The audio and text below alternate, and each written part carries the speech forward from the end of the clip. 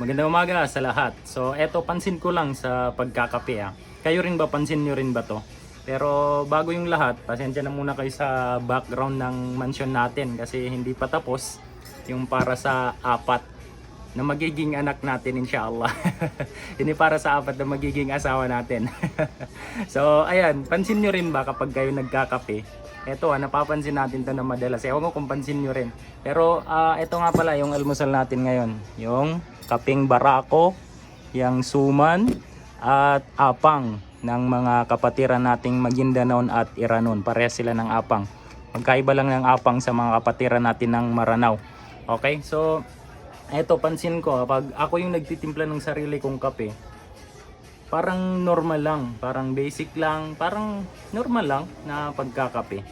Pero kapag ang nagtimpla, yung mga partner natin, yung mga asawa natin, di ba?